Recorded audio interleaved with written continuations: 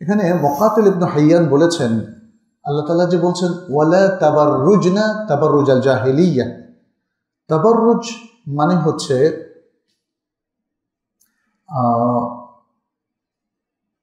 তারা যে আগে কাপড়টা ঝুলিয়ে দিত, জিলবাব অথবা তাদের খেমার ওড়না দিয়ে তারা নিজেদেরকে ঢাকত, সেই ওড়না আর না পরা, পরিধান না করা, ফলে তাদের শরীরের মধ্যে যা আছে, তাদের গ্রীবা, তাদের অলংকার এবং তাদের শরীরের আরো অন্য জিনিসগুলো দেখা যায়। তো এইটা আসলে আল্লাহ তাআলা নিষেধ করেছেন। জাহেলি যুগে নারীরা এভাবেই নিজেদেরকে প্রকাশ করত, তাদের অলংকার, তাদের গ্রীবা, তাদের বক্ষদেশ এগুলো তারা প্রকাশ করত। আল্লাহ তাআলা বলছেন যে নো, এটা প্রকাশ করা যাবে না, নারীদের এ সকল অঙ্গ পরিপূর্ণভাবে ঢেকে রাখতে হবে। এবং ঢেকে রাখার জন্য যে পোশাকটা, সেটা নিয়ে আমরা একটু পরে আসছি, যে তাহলে নারীদের পোশাকটা কেমন হওয়া উচিত, কী ধরনের পোশাক পরলে হিজাবের নির্দেশটা পরিপালিত হবে, সেটা আমাদের প্রত্যেক বোনদের জানা উচিত এবং আমাদের ভাইদেরও জানা উচিত, যাতে তারা তাদের হাউস হোল্ডের নারীদেরকে, স্ত্রীদেরকে, বোনদেরকে, মায়েদেরকে, কন্যাদেরকে তারা সেই নির্দেশনা দিতে পারে। ওয়ালাইকুম আসসালাম ওয়া রাহমাতুল্লাহ। আচ্ছা, এখানে একটা হাদিস ইমাম আহমদ বর্ণনা করেছেন, উমাইমা বিনতে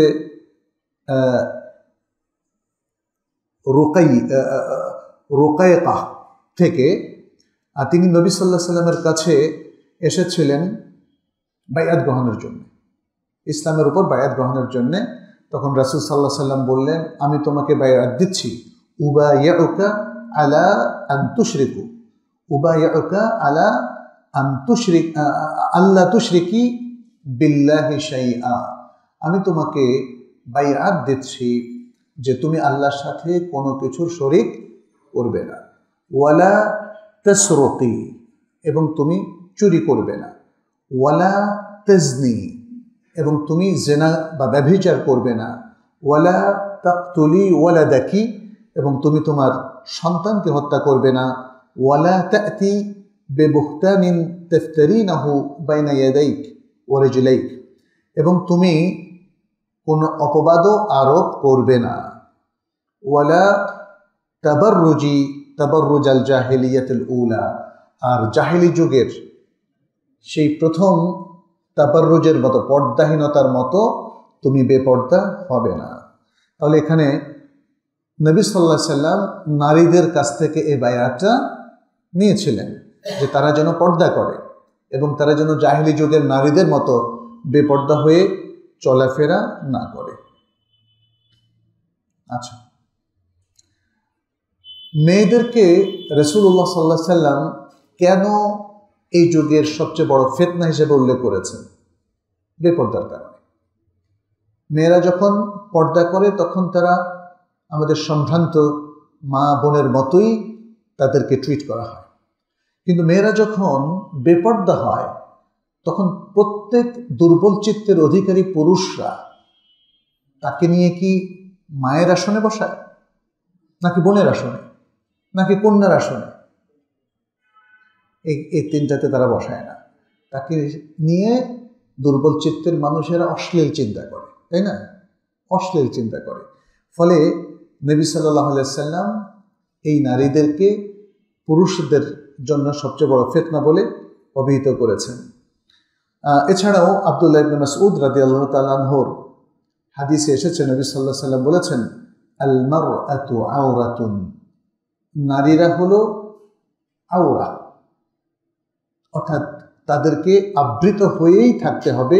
ফাইদা খারাজাত, যদি তারা এই আওরা থেকে, পর্দা থেকে বের হয়ে যায়, ইস্তাশরাফাহা শায়তান, তখন শয়তান তাকে তার ফোকাসে রাখে, তার মানে শয়তান তাকে পরিচালিত করে।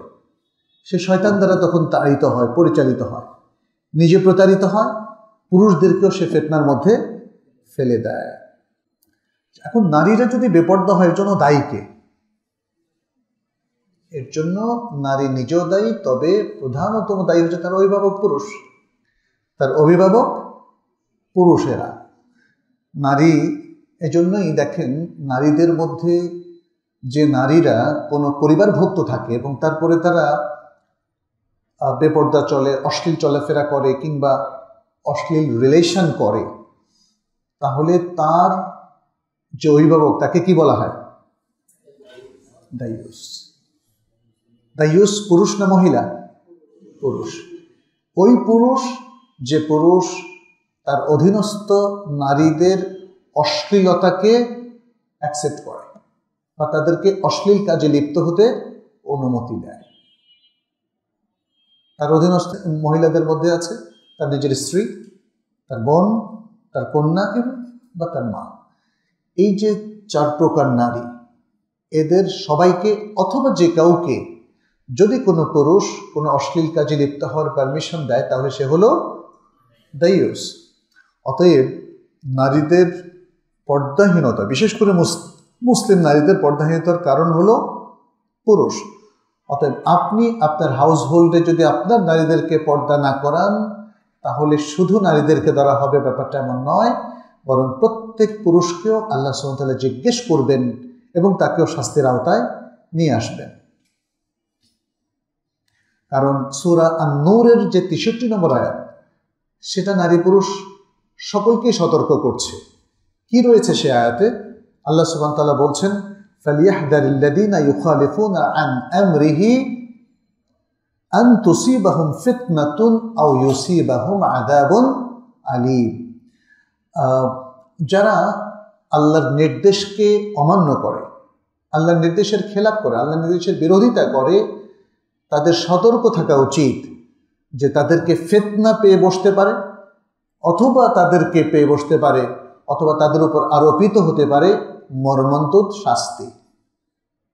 তাহলে দুটো জিনিস, একটা হলো ফিতনা আর একটা হলো শাস্তি, কঠিন শাস্তি। ফিতনাটা হচ্ছে নারী ঘটিত কোনো কাজে লিপ্ত হয়ে যাওয়া। এই ফিতনা যে পড়েছে সে সারখার হয়ে গেছে, হয়েছে না? এমনকি তথাকথিত আধুনিক ফ্যামিলিগুলো দেখেন, তারা যখন নারী ঘটিত কোনো কেলেঙ্কারিতে জড়াবে তখন মানে ইজ্জত চলে যাবে না? নাকি বেপর্দা হওয়ার কারণে সে বেঁচে যাবে?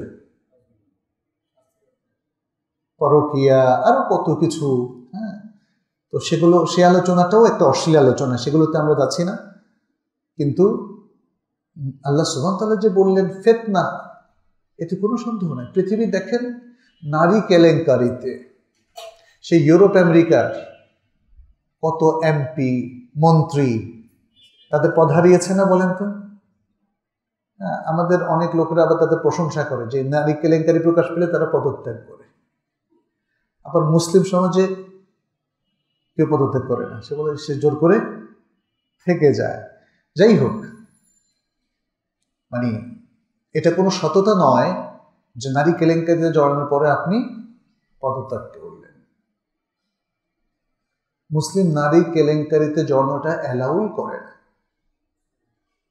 আমরা দেখেছি নবী সাল্লাল্লাহু আলাইহি ওয়াসাল্লামের যুগে এমন কিছুতে জড়ালে সাহাবায়ে কেরাম নিজেরা এসে নবী সাল্লাল্লাহু আলাইহি ওয়াসাল্লামের কাছে বলতেন, আমার উপরে শাস্তি প্রয়োগ করুন। মায়েজ আল আসলামের ঘটনা জানেন, ইমরাতে জুহায়না, ইমরাতু গামেদিয়া, তাদের ঈমান এতটাই শানিত ছিল যে তারা রাসূল সাল্লাল্লাহু আলাইহি ওয়াসাল্লামের কাছে শাস্তির মাধ্যমে নিজেদেরকে পরিশোধিত করার ব্যবস্থা করেছিলেন। আর আজকের যুগে যে কোনো কেলেঙ্কারিতে জড়ানোর পরে শুধু পদত্যাগী কি এটাকে পরিশোধন করবে, পরিশুদ্ধ করবে? করবে না, এটা মনে রাখতে হবে। যাই হোক, এখানে সহিহ বুখারীর আরেকটা বিখ্যাত হাদিস আমরা জানি, নবী সাল্লাল্লাহু আলাইহি ওয়াসাল্লাম বলেছেন, আলা কুল্লুকুম রাঈন ওয়া কুল্লুকুম মাসউলুন আন রাইয়াতি। জেনে রাখো, তোমরা প্রত্যেকেই দায়িত্বশীল এবং তোমাদের প্রত্যেককে তার দায়িত্ব সম্পর্কে জিজ্ঞাসাবাদ করা হবে। এই হাদিসের মধ্যে আমরা জানি পুরুষকে তার হাউস হোল্ডের সব কিছুর জন্য দায়ী করা হয়েছে। যা কিছু ঘটে পরিবারের মধ্যে, যেহেতু পুরুষ অভিভাবক, অতএব তাকে দায়িত্ব নিতে হবে এবং এই দায়িত্বের বোঝা তাকে বহন করতে হবে, তাকে জিজ্ঞাসাবাদ করা হবে। তার পরিবারের কোনো নারী যদি পর্দা না করে তাহলে পুরুষকে জিজ্ঞাসা করা হবে, কেন তুমি পর্দা করাও নাই? আমাদের অনেক দিনদার ভাইদেরকে আমরা দেখি যাদের ঘরে পর্দা নাই, আছে কি না? এরকম অনেকে আছে। অনেকে আফসোস করেন যে আমি আমার স্ত্রীকে পর্দা করাতে পারছি না। একটা সময় তিনিও পর্দা পছন্দ করতেন না, এখন আল্লাহ হয়েছেন, যাই হোক, আর স্ত্রীকে পর্দা করাতে পারছেন না, কিংবা কন্যাকে পর্দা করাতে পারছেন না। আবার অনেকের দৃষ্টিভঙ্গিরও ত্রুটি আছে। অনেকে মনে করেন তার সন্তান মাত্র ইউনিভার্সিটিতে পড়ে, কন্যা এখনো ছোট, কিন্তু শরিয়ার দৃষ্টিভঙ্গিটা আমাদের পোষণ করতে হবে। একটা মেয়ের বয়স 18, 19, 20, 21, 22, ঠিক আছে, সে ছোট, দ্বিমত করছি না আমরা, আর শরিয়ার দৃষ্টিতে সে বালেগা কিনা, বালেগা, তার উপর শরিয়াতের বিধান অবশ্যই প্রযোজ্য হবে, অতএব তাকে পর্দা করতে হবে। একটা মেয়ে যখন ফিজিক্যালি ম্যাচিউরড হয়, অর্থাৎ বালেগা হয়, তার হাইজ চলে আসে, মেনস্ট্রুয়েশন শুরু হয়ে যায়, তখন শরিয়ার বিধান তার উপরে প্রযোজ্য হবে। পুরুষদেরও বালেগ হওয়ার বেশ কিছু আলামত আছে, সেগুলো প্রকাশ পাওয়ার পরে সে বালেগ বলে গণ্য হবে এবং তার উপর শরিয়াতের ফরজ ওয়াজিব প্রযোজ্য হবে, সাব্যস্ত হবে। নারীদের ক্ষেত্রে যেমন সালাত তাকে পড়তে হবে, জাকাত তাকে দিতে হবে, সিয়াম যদি ফরজ হয়ে থাকে, সিয়াম, রমাদানের সিয়াম থেকে রাখতে হবে, ঠিক তেমনি পর্দাও তাকে করতে হবে, পর্দাটাও ফরজ। মুসলিম বালেগা নারীর জন্য পর্দা করাটাও ফরজ। এখানে পর্দার মধ্যে পর্দাটা কিভাবে করবে? তারা তাদের পুরো শরীর ঢাকবে, আপাদমস্তক পুরো শরীর ঢাকবে। এক্ষেত্রে ইল্লা মা যাহারা মিনহা বলা হয়েছে যেটা অটোমেটিক প্রকাশ পায় সেটা ছাড়া সব ঢাকবে। অটোমেটিক কি প্রকাশ পায়, এখানে একটু ইখতিলাফ আছে। উলামায়ে কেরাম অটোমেটিক প্রকাশ পায় দ্বারা দুটো মতের যে কোনো একটা পোষণ করছে, অর্থাৎ দুভাগ হয়ে গেছে। এক ভাগ বলছেন যে সে সবই ঢাকবে, ঢাকার পরে যতটুকু বোঝা যায় এটা হলো অটোমেটিক প্রকাশ পাওয়া। আর আরেক দল বলছেন যে অটোমেটিক তাকে হয়তো চলাফেরার প্রয়োজনে কবজি পর্যন্ত খোলা রাখা বা মুখমণ্ডল ওপেন রাখা ইত্যাদি, এই দুটো বিষয়। এটা সাহাবাদের যুগ থেকে আসলে ইখতিলাফটা চলছে। যারা বলছেন মুখমণ্ডল খোলা রাখা যাবে, তারা কিন্তু একটা শর্ত আরোপ করেছেন যে কখনোই কোনো প্রসাধনী ব্যবহার করা যাবে না। উলামায়ে কেরামের বিশাল অংশ বলেছেন মেয়েরা যখন বাইরে যাবে তখন তারা তাদের মুখও ঢাকবে, এবং এক্ষেত্রে এ যুগেরও প্রখ্যাত অনেক উলামায়ে কেরাম এই মতটাকে প্রাধান্য দিয়েছেন, কারণ তারা বলেন যে এখানে কোরআন বলছে ওলা ইউবদিনা জিনাতাহুন্না, তারা যেন তাদের সৌন্দর্যকে প্রকাশ না করে। মেয়েদের সৌন্দর্যের প্রধান ক্ষেত্র হলো তাদের চেহারা। ইভেন যদি তারা প্রসাধনী ব্যবহারও না করে, তাই না, মেয়েদের চেহারার জায়গাটাই হলো তাদের সৌন্দর্যের প্রধান উপকরণ। ফলে কোরআন যেন বলছে তারা তাদের সকল সৌন্দর্যকে যেন ঢেকে রাখে এবং প্রকাশ না করে, তবে যেটা প্রকাশ হয় সেটা দ্বারা তাদের অঙ্গ বোঝানো হয় নাই, সেটা দ্বারা বোঝানো হয়েছে তাদের হিজাব করার পরে যতটুকু প্রকাশ পায় সে অংশটা। যাই হোক, এখানে আমরা এই বিষয়টা নিয়ে, যেমন চেহারা ঢাকবে কি ঢাকবে না, নেকাব পরবে কি পরবে না, এটা আমাদের উলামায়ে কেরামের একটা ইখতিলাফের বিষয়। একজন শেখ সৌদি আরবের, আমি তার লেকচার শুনেছিলাম, খুব সুন্দর একটা সলিউশন দিয়েছেন, আহমদ আল আহমদ। তিনি বলেছেন সকল উলামা একমত যে চেহারা ঢাকাটা উত্তম, মেয়েদের জন্য চেহারা ঢাকা যে উত্তম, এতে কেউ দ্বিমত করেন, কিন্তু ইখতিলাফ করেছেন চেহারা সে ঢাকবে, এই ঢাকাটা ওয়াজিব বা ফরজ কিনা। একদল বলেছেন উত্তম, হতে তো কোনো অসুবিধা নাই, কিন্তু এটাকে তারা বলছেন যে না, এটা ফরজ হবে না, তাহলে চেহারা সে এই উলামায়ে কেরামের দৃষ্টিতে খোলা রাখতে পারবে। আরেক দল বলেছেন যে না, উত্তম এবং ওয়াজিব বা ফরজ। তারা বলেছেন নারী তার সৌন্দর্য ঢাকার ক্ষেত্রে তার চেহারাও ঢাকবে এবং এই চেহারা ঢেকে সে পর্দা করবে, তার পর্দার অংশ হলো চেহারা ঢাকা। দুটো ইখতিলাফ আমরা এখানে পাচ্ছি, পেলেও আমরা যেহেতু সকল উলামা ওলামাই কেরামের একটা কমন মত পেলাম যে নেকাব ব্যবহার করা বা পর্দা দিয়ে বা নেকাব দিয়ে চেহারা ঢাকা উত্তম, তাহলে এই কাজ করার যে উত্তম এতে কোনো সন্দেহ নেই। বাকি ওলামাই কেরামের এই ইখতিলাফের ক্ষেত্রে আমরা কোন ফিকহি মতটা নেব এটা একটা দালিলিক বিষয়। শেখ আলবানী রাহমাহুল্লাহ, তাকে জিজ্ঞেস করা হয়েছিল মেয়েদের মুখ ঢাকার ক্ষেত্রে আপনার কি অভিমত। তিনি বলছেন মুখ ঢাকাটা উত্তম, খোলা রাখা জায়েজ। তাকে তখন প্রশ্ন করা হয়েছিল আপনার স্ত্রী এবং কন্যারা তারা কি করে, তারা কি কখনো মুখ খোলা রাখে? তিনি বলছেন যে না, তারা মুখ ঢেকে রাখে। এখন একটা জিনিস, ফিকহি ইখতিলাফের ক্ষেত্রে কোনোটা কারো কাছে ফরজ, কারো কাছে মুস্তাহাব, এটা হতেই পারে দলিলের পার্থক্যের কারণে অথবা তাদের গবেষণার পার্থক্যের কারণে, কিন্তু মুসলিম সবসময় উত্তমটাই আমল করবে।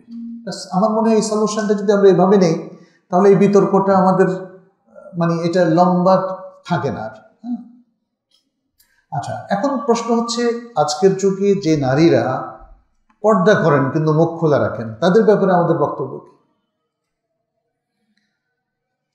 পর্দার ক্ষেত্রে এবং অন্য যে কোনো আমলের ক্ষেত্রে আমল যেমন কেউ 100% করেন, কেউ 95% করেন, কেউ 90% করেন, তাই না?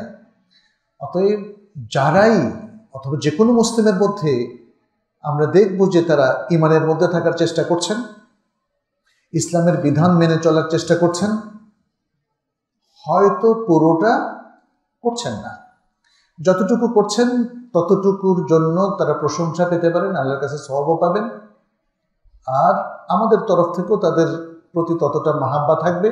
আর যেই জায়গাটা তাদের ত্রুটিপূর্ণ বা ছেড়ে দিচ্ছেন সেজন্য আমাদের নাসিহা থাকবে।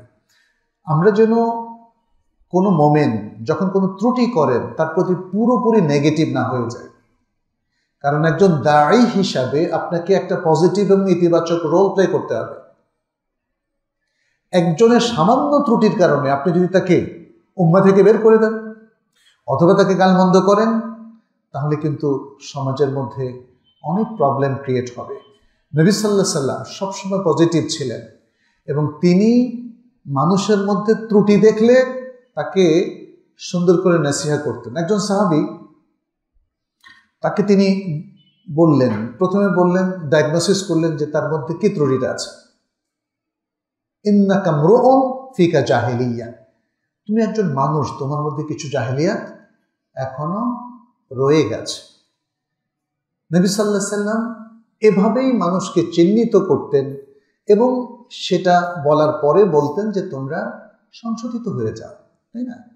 আর আজকের যুগ নবী সাল্লাল্লাহু আলাইহি সাল্লাম ছিলেন কিন্তু অথরিটি, মনে রাখতে হবে, হি ওয়াজ আ অথরিটি। তিনি একদিকে নবী এবং রাসূল, অন্যদিকে তিনি মদিনা স্টেটের প্রধান, মুসলিমদের রাষ্ট্রপ্রধান ছিলেন। তিনি কিন্তু মদিনায় শাস্তি কার্যকর করতেন কিনা? তিনি মসজিদে নববীতে বিচার বসিয়ে শাস্তি কার্যকর করতেন। আপনি কি মসজিদে সিদ্দিকে শাস্তি কার্যকর করতে পারবেন? So you are not an authority, মনে রাখতে হবে। তাহলে আমরা কি? আমরা দাঁড়িয়ে আল্লাহ, আমরা মানুষকে নসিহতকারী, আমরা মানুষকে ইসলামের তথ্য উপস্থাপনকারী, তথ্য পরিবেশনকারী এবং মানুষকে নসিহতকারী দাওয়া আমরা মানুষকে দিচ্ছি। আমাদের অথরিটি এই বর্তমানে এতটুকু পর্যন্ত আছে, যতক্ষণ না কোনো একটা মুসলিম রাষ্ট্র ইসলামিক বিধানগুলোকে কার্যকর করে এবং আপনাকে অথরিটি দেয়, তার আগ পর্যন্ত কোনো বিচারিক কার্যক্রম আপনি চালাতে পারবেন না। ফলে আমরা বলবো যে আমরা একজন বিচারকের মতো কথা বলতে পারবো না, কিন্তু একজন নসিহতকারীর মতো বুঝিয়ে শুনিয়ে মানুষকে পরিপূর্ণ দ্বীনের মধ্যে নিয়ে আসতে পারবো। অতএব আমাদের যে বোনেরা পরিপূর্ণ পর্দা করছেন না, তাদের প্রতি আমাদের নসিহত হচ্ছে আপনারা পরিপূর্ণ পর্দা করেন, এবং যারা এখনো পর্দাই করছেন না তাদেরকে বলবো আপনারা পর্দাহীন জীবন পরিত্যাগ করে পর্দার মধ্যে চলে আসুন। এটাই হচ্ছে দায়ের ভূমিকা, এটাই হলো দায়ের ভূমিকা। আমরা যদি বলি যে এই নারীরা জাহান্নামী ওই নারীরা বা ওই পুরুষ জাহান্নামী, এটা তাদের মধ্যে একটা নফরত তৈরি করবে। হ্যাঁ, আমরা অবশ্যই কাজের উপর বলতে পারি এই কাজটা জাহান্নামে যাওয়ার কারণ। একজন লোক যদি কোনো জাহান্নামে যাওয়ার কাজের মধ্যে লিপ্ত থাকে এবং সেই কারণে কি আমরা তাকে জাহান্নামী হিসেবে চিহ্নিত করতে পারবো? আমরা কি নিশ্চিত যে সে ওই কাজের উপরেই মৃত্যুবরণ করবে, সে তওবা করবে না? বরং আমরা তাকে আহ্বান জানাবো সে যেন কাজটা ছেড়ে দেয়, দোয়া করব সে যেন তওবা করে ভালো মানুষ হয়ে যায়, এবং সে যদি মৃত্যুর আগে তওবা কবুল হওয়ার সময়ের মধ্যেই তওবা কবুল করে ফেলে, তাহলে অতীতের সকল পাপ তার ক্ষমা হয়ে যাবে ইনশাআল্লাহ। যাই হোক, এরপর আমরা হিজাবের তো ফজিলতের ব্যাপারে আসলে উলামায়ে কেরাম অনেক সুন্দর কথা বলেছেন। তারা বলেছেন হিজাব হচ্ছে মেয়েদের জন্য কারামা, অনার, সম্মান, মেয়েদের জন্য সম্মান, তাদের জন্য ইসমা, প্রোটেকশন। হিজাব মেয়েদেরকে রব্বানি করে দেয়, আল্লাহওয়ালা করে দেয়, আল্লাহর নৈকট্যপ্রাপ্ত বান্দি হিসাবে তাকে নিজেকে গড়ে তোলার সুযোগ করে দেয়। আচ্ছা, এখানে হিজাব পড়লে কি মানে সমাজের অন্য যে কোনো মেয়েদের, বিশেষ করে শরিয়া ভিত্তিক কোনো কাজে জয়েন করা যাবে কিনা? হ্যাঁ, যাবে। মানে আমাদের নারীরা আমরা দেখছি এখন বিভিন্ন জায়গায় চাকরি করছে কিন্তু হিজাব করছে না। মেয়েদের যে কোনো চাকরির ক্ষেত্রে আর অনেক শর্ত আছে, আমি সব সেটা নিয়ে আলোচনা করবো না, যেহেতু আজকে মেয়েদের কর্মক্ষেত্র নিয়ে আমাদের মূল আলোচনা না। কিন্তু মেয়েদের কোনো একটা কর্মক্ষেত্র শরিয়াসম্মত হওয়ার অন্যতম একটা শর্ত কি? হিজাব মেনটেন করা। হিজাব মেনটেন করা। যদি কোনো একটা চাকরি আপনার জন্য বা কর্মক্ষেত্র সব দিক থেকে আপনার সাথে অ্যালাইন করে, বাট হিজাবটা নিষিদ্ধ, সে চাকরিটা কি করা যাবে? সেটা করা যাবে না। এবং যদি কেউ হিজাব ভঙ্গ করে এমন কোনো চাকরিতে জয়েন করেন, তাহলে তার শরিয়া লঙ্ঘনের কারণে তার চাকরির মধ্যে হারাম সম্পৃক্ত হয়ে যাবে। আমাদেরকে এটা একটু মনে রাখতে হবে। যাই হোক, আমি সর্বশেষ তাদের পোশাকের যে শর্তগুলো আছে সেগুলো উল্লেখ করছি। মেয়েদের পোশাকটা আসলে হিজাবকে অন্তর্ভুক্ত রাখতে হবে। তাদের ঘরের পোশাক, স্বামীর সামনে পোশাক আর বাইরের পোশাক এক নাও হতে পারে। ঘরের পোশাক হবে শালীন, যেখানে অন্যান্য মাহরামের সামনে সে চলাফেরা করে, কিছু অংশ সে দেখাতে পারবে, তার চেহারা, তার মাথা, চুল কিংবা হাত, কনুই, এগুলো দেখাতে পারবে, কিন্তু তাকে শালীনভাবে চলাফেরা করতে হবে। তার বাবা, তার চাচা, তার মামা, তার আরো অন্যান্য মাহরাম যারা আছে তাদের সামনে তাকে শালীনভাবেই চলাফেরা করতে হবে। স্বামীর সাথে সে কমপ্লিট ফ্রি হয়ে যেতে পারবে, কিন্তু বাইরে যখন, অথবা কোনো পরপুরুষ, গায়রে মাহরাম যারা, এদেরকে আমরা পরপুরুষ বলছি, এদের সামনে যখন সে আসবে তখন তার শরঈ পোশাক তাকে পরিধান করতে হবে, আর এটাই হলো হিজাব। এর জন্য অনেকগুলো শর্ত আছে। প্রথম শর্তটা হচ্ছে, যেহেতু নবী সাল্লাল্লাহু আলাইহি ওয়াসাল্লাম বলেছেন আল মারআতু আওরাতুন, নারীদেরকে দেহ আবৃত করে রাখতে হবে, তারা আওরাত, অতএব তাদের পুরো দেহ ঢাকতে হবে, তাদের পুরো দেহ ঢাকতে হবে। ইখতিলাফ শুধু দুটো জায়গায়, একটা হলো হাতের কবজি পর্যন্ত ওপেন রাখা, এবং তাদের মুখমণ্ডল, চুলটা কিন্তু তাদের ঢেকে রাখতে হবে সর্বসম্মতিক্রমে। আচ্ছা, দ্বিতীয় যে শর্ত সেটি হচ্ছে তার পোশাক এবং তার হিজাব, এটা ইটসেলফ, এটা মানে সুশোভিত পোশাক হতে পারবে না, মানে এটা ইটসেলফ জিনা বা শোভা হতে পারবে না। যেমন অনেক বোরকা দেখা যায়, বোরকা হয়তো একটা রঙিন বোরকা এবং তার মধ্যে তাতরিজ, এমব্রয়ডারি করা, নানা ধরনের জাঁকজমক সেখানে থাকে, তাহলে এটা কিন্তু হিজাব হলো না। হিজাব মানে একটা জিনিস গায়ে চাপিয়ে শুধু আবৃত করা নয়। হিজাব দিয়ে যদি কেউ দৃষ্টি আকর্ষণ করে কিংবা হিজাবটাকে খুবই টাইট করে সে পরিধান করে, তাহলে এটা কি হিজাব হবে? এটা হিজাব হবে না। অতএব হিজাবটার আরেকটা শর্ত হচ্ছে এটাকে নারী তার সৌন্দর্যের উপকরণ হিসাবে ব্যবহার করতে পারবে না। তৃতীয় শর্ত হচ্ছে এটা এতটাই মোটা হতে হবে যাতে তার শরীর বোঝা না যায়। এটা খুব পাতলা পিনপিনে হতে পারবে না যাতে নারীদের শরীরের ভেতরের অন্তর্বাস কিংবা অন্য কিছু বোঝা যায়। আচ্ছা, চতুর্থ হচ্ছে নারীদের পোশাক হতে হবে এবং হিজাব দুটোই হতে হবে অনেক লুজ ফিটিং, অনেক ঢিলাঢালা, এবং এটা ক্লোজ ফিটিং হতে পারবে না, টাইট হতে পারবে না, যেটা আজকে অনেক নারীকে দেখা যায়। তারা বোরকাটাও টাইট করতে পারবে না, তাদের সালোয়ার কামিজও টাইট হতে পারবে না। আর এখন যে সমস্ত আধুনিক নারীরা পরে সেটা তো আমাদের আউট অফ কনটেক্সট, তাই না? আমাদের আলোচনা আসবে না যে খুব টাইট ট্রাউজার কিংবা গেঞ্জি পরে চলা একদমই নিষিদ্ধ। এবং এটারই বর্ণনা নবী সাল্লাল্লাহু আলাইহি ওয়াসাল্লাম দিয়েছেন কি? কাসিয়াত আরিয়াত, কাসিয়াত আরিয়াত, পোশাক পরিহিতা নগ্ন নারী। আচ্ছা, পঞ্চম যে শর্ত সেটি হচ্ছে তারা পোশাক পরে আতর লাগিয়ে চলাফেরা করতে পারবে না। আতর বা সেন্ট, অর্থাৎ সুগন্ধি ব্যবহার।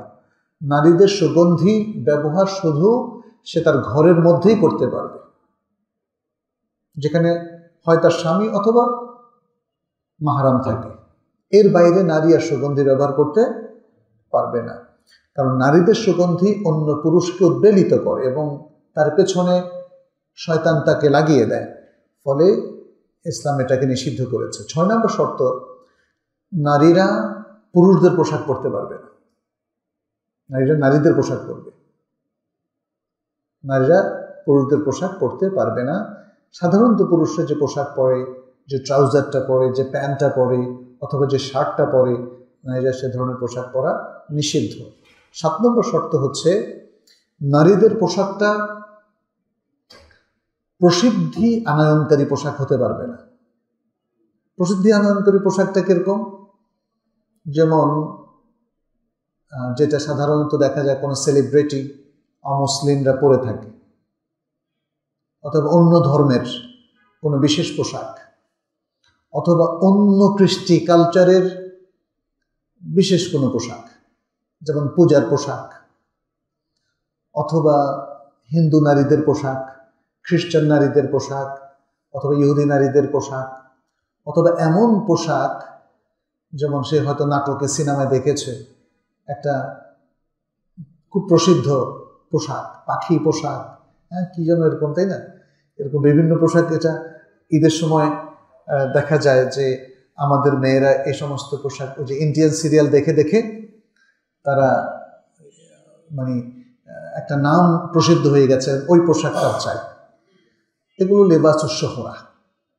অথবা নারীকে যে পোশাকটা মাশহুর করে দেয়,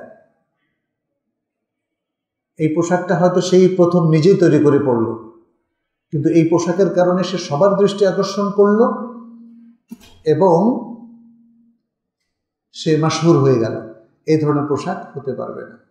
এরপরে 8ম যেটা, সেটা হচ্ছে অমুসলিম নারীদের স্পেশাল পোশাক সে পরতে পারবে না। এখন অমুসলিম নারীদের পোশাক দুরকম। একটা হলো ধর্মীয় পোশাক, যেমন খ্রিস্টান নানদের পোশাক, যদিও তারা এক ধরনের হিজাব পরে, তাই না?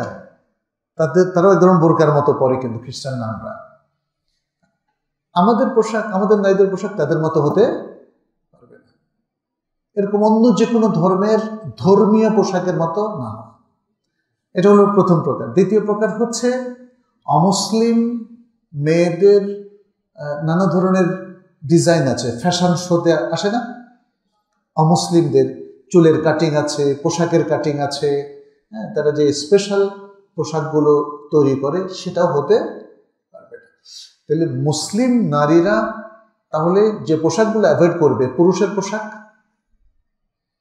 প্রসিদ্ধ পোশাক, বা মানে যে পোশাকটা তাকে আলাদাভাবে ডিস্টিংগুইশ করে, এরকম প্রসিদ্ধ করার মতো পোশাক, অন্য ধর্মের স্পেশাল পোশাক, অন্য ধর্মীয় নারীদের স্পেশাল ফ্যাশন শো থেকে প্রাপ্ত মডেল বা পোশাক, এই 4 প্রকার পোশাক তাকে অ্যাভয়েড করতে হবে। এই 4 প্রকার পোশাক যদি মুসলিম নারীরা অ্যাভয়েড করে, তাহলেই মুসলিম নারীদের যে ইতিহাস, ঐতিহ্য, যে সুন্দর শালীন পোশাক, সেই সংস্কৃতিটা বজায় থাকবে। তার মানে হচ্ছে মুসলিম নারীরা তাদের আগের নারীদের যে সাংস্কৃতিক ধারা, পোশাকের যে সংস্কৃতি, সেই ধারাটা তাকে ফলো করতে হবে এবং সেটা হিজাব সম্পন্ন হতে হবে এবং আরও যে বৈশিষ্ট্যগুলো আমরা বললাম। তাহলে নারীদের পোশাকের ক্ষেত্রে আমরা যেটা বলবো, বাইরে যাওয়ার পোশাক অবশ্যই হিজাবের সকল বৈশিষ্ট্য তার মধ্যে থাকতে হবে। আজকাল অনেকেই হয়তো মনে করেন যে হিজাব মানে হচ্ছে মাথায় একটা স্কার্ফ লাগানো, ফলে অনেক মেয়েরা, বিশেষ করে পাশ্চাত্যে এটা দেখা যায়, জিন্সের প্যান্ট গেঞ্জি পরে মাথায় হিজাব। এতে কি হিজাব হলো? এটা হিজাব হয়নি। এবং অনেকে মনে করে যে বাহ, এটা তো ভালোই, তো সুন্দর লাগতেছে, হিজাবও হইল, আল্লাহও খুশি, আবার পুরুষরাও খুশি। ফলে আমাদের দেশে অনেকে এই ধরনের হিজাব শুরু করেছে। আমাদের দেশে অনেকে, এটা আসলে ঠিক না। আমরা আমাদের বোনদেরকে বলবো, দুনিয়ার জীবনটা অনেক ছোট জীবন, আখিরাতটা আমাদের কাছে অনেক স্থায়ী, অনেক লুক্রেটিভ, আমাদের আকাঙ্ক্ষিত হওয়া উচিত। অতএব পুরুষ মহিলা সকলেই দুনিয়ার জীবনের চাকচিক্যে ভুলে গেলে চলবে না। মেয়েদের মধ্যে সাজসজ্জা, পোশাক নিয়ে চিন্তা ভাবনা অনেক বেশি। অধিকাংশ মেয়েরাই তারা মনে করে তাকে সবসময় আকর্ষণীয় হয়ে থাকতে হবে। আর আধুনিক মেয়েরা মনে করে স্বামীর কাছে আকর্ষণীয় হওয়ার কোনো মূল্য নেই, আকর্ষণীয় হতে হবে পরপুরুষের কাছে। এই জন্য তারা ঘরে সাজে না, সাজে বাইরে যাওয়ার সময়। এটা খুব অদ্ভুত একটা মানসিকতা। অভিভাবকদেরও দায়িত্ব আছে। একজন মহিলা মূলত সাজবে তার স্বামীর জন্য। অনেক মেয়েদের ইগোতে লাগে, আমার স্বামীর জন্য আমি সাজবো, এটা কেমন কথা, এটা ছোট হয়ে গেলাম। স্বামীর জন্য সাজাকে অনেক মেয়েরা ভালো মনে করে, ইভেন দিনদার মেয়েরা। তারা মনে করে আমি সাজবো বিয়েতে গেলে, ঠিক আছে আমি পর্দা করি, আমি সাজবো বাপের বাড়িতে যাওয়ার সময়, আমি সাজবো বান্ধবীর বাড়িতে যাওয়ার সময়। স্বামীর জন্য সাজাটাকে ওরা মানে নিজেদের জন্য একটু অপমানজনক মনে করে, এটা ইগোইস্টিক হওয়ার কারণে। কিন্তু যদি শরিয়া ভিত্তিক মাইন্ডসেটটা আমাদের থাকে, তাহলে দেখবেন আপনার তো প্রিয় মানুষ আপনার স্বামী না। একজন বোনকে যদি আমরা প্রশ্ন করি, আপনার প্রিয় মানুষ কিন্তু আপনার স্বামী। অনেক বোনেরা দেখা যায় যে স্বামীর সাথে ভালোভাবে ব্যবহার করে না, অন্যদের সাথে করে। কিন্তু মনের ঠিক স্বামীদেরকেও আমরা বলবো, আপনার প্রিয় মানুষ কিন্তু আপনার স্ত্রী। আপনার স্ত্রী যদি সংসারটাকে সুখী করতে চান, তাহলে প্রত্যেকে তার পার্টনারকে খুব হ্যাপি রাখতে হবে। দুজনে মিলে হ্যাপি হলেই তো সংসার সুখী হবে। একজন হ্যাপি হলে কিন্তু সংসার সুখী হবে না। অতএব স্বামীর উচিত স্ত্রীকে খুশি রাখা, স্ত্রীর উচিত স্বামীকে খুশি রাখা, সন্তানের উচিত বাবা মাকে খুশি রাখা। আর বাবা মা উচিত আর বলা লাগবে না, বলা লাগবে? বাবা মা তো সন্তানের জন্য সব কিছু উজাড় করে দেয়। ফলে এইভাবে যদি একটা সুখী সংসার হয় এবং পর্দা, পশিদা, শালীনতা মেনটেনের মধ্য দিয়ে যদি আমরা একটা সুন্দর ফ্যামিলি, ইসলামিক ফ্যামিলি গড়ে তুলি, তাহলে আল্লাহর বারাকা নেমে আসবে। এই যে আমরা ঈমান আর তাকওয়ার কথা বলি, আল্লাহ তাআলাও বলছেন যদি জনপদের লোকেরা ঈমান পোষণ করতো, তাকওয়া অবলম্বন করতো, তাহলে আল্লাহ তাআলা বলছেন আমি তাদের জন্য আসমান জমিনের বারাকা উন্মুক্ত করে দিতাম। তো এই বারাকা আসবে পর্দার মাধ্যমে। কারণ পর্দা লঙ্ঘিত হলে একটা পরিবারে এবং একটা মেয়ের জীবনে অনেক পাপ, অনেক পাপ ঘটে যায়।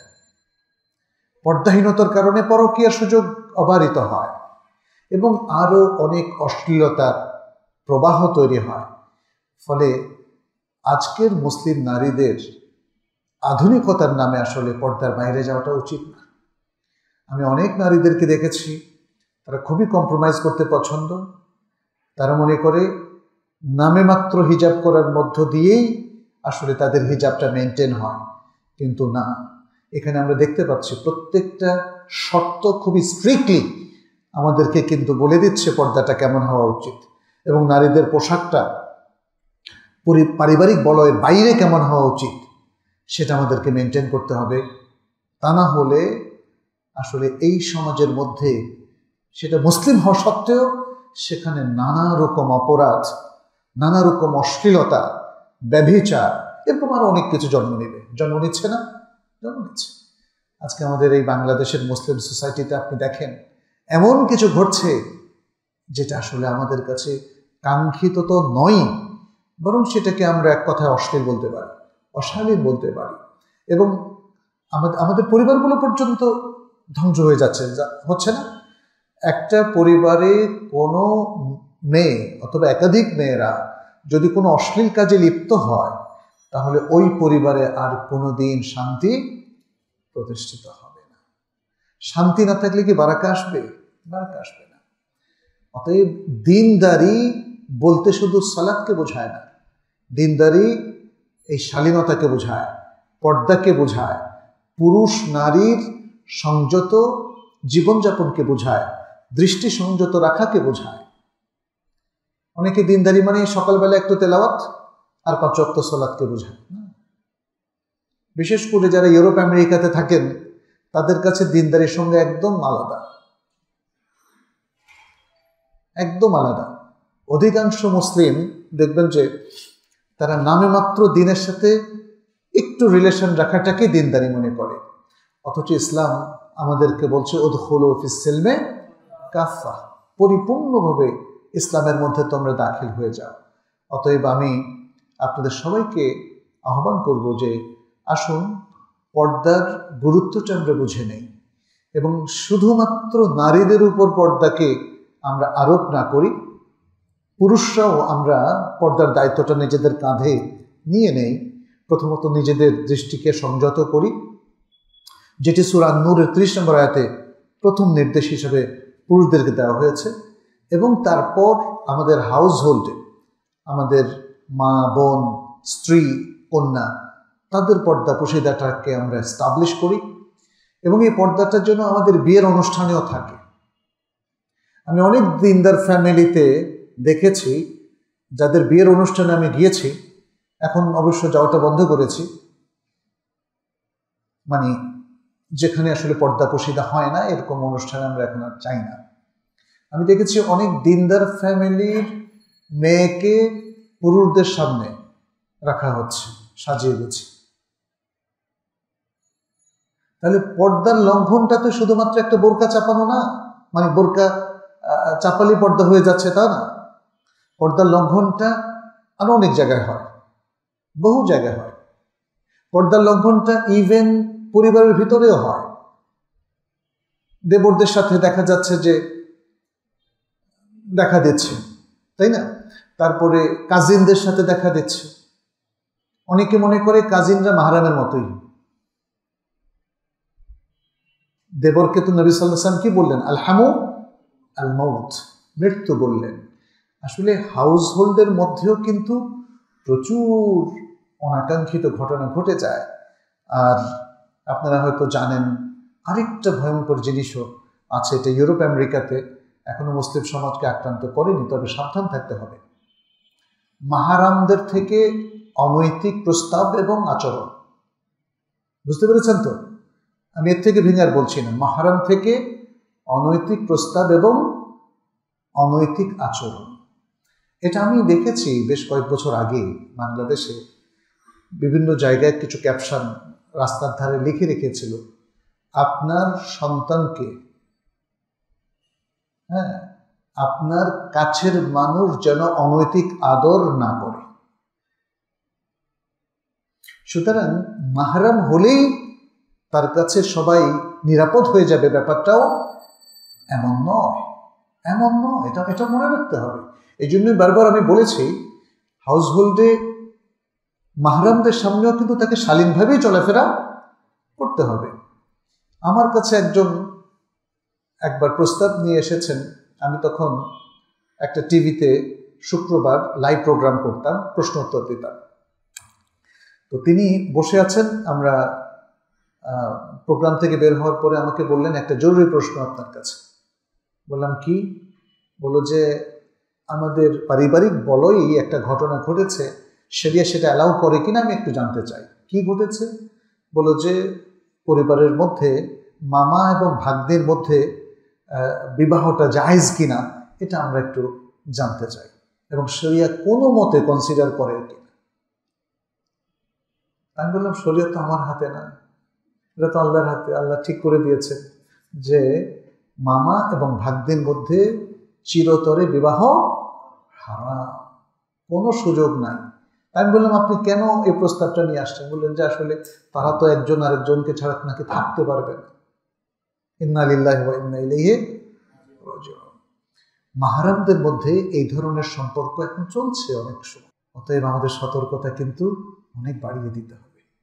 সবার প্রতি আমাদের সুধারণা থাকবে, বাট সতর্কতা আমাদেরকে অবলম্বন করতে হবে যেন আমরা পথ না হারাই, আর আমাদের ছেলেমেয়েরা পথ না হারায়। এটা ঘটছে কারণ ছেলেমেয়েদের ইসলামী শিক্ষা দেওয়া হচ্ছে না। আজকের আধুনিক ছেলেমেয়েরা দেখেন, পাশ্চাত্য কিংবা অমুসলিম কৃষ্টি কালচারের টাচে এসে মানে মাহরামের সাথে যে একটা পবিত্র সম্পর্ক থাকে ওটা ভুলে যাচ্ছে তারা। ফলে পর্দাহীনতার কুপ্রভাবটা ব্যাপকভাবে পুরো সমাজকে আক্রান্ত করছে। পর্দা আমরা মনে করছি একটা সাধারণ জিনিস না, সাধারণ জিনিস না। আল্লাহ তাআলা পর্দা দিয়েছেন, তিনি প্রজ্ঞাবান, প্রজ্ঞাময়। তিনি জানেন একটা সমাজ থেকে পর্দা উঠে গেলে এই সমাজে হাজারো রকমের, লাখ রকমের অপরাধ এবং অশ্লীলতা ছেয়ে যাবে, দেখা দিচ্ছে না? দেখা দিচ্ছে। অতএব আসুন আমরা সতর্ক হই, পর্দাকে আমরা একটা সংকীর্ণ দৃষ্টিতে না দেখি। এটা আল্লাহর দেওয়া একটা বিধান, আমাদের রবের পক্ষ থেকে এসেছে। পুরুষ মহিলা সকলে মিলে একে বাস্তবায়ন করতে হবে।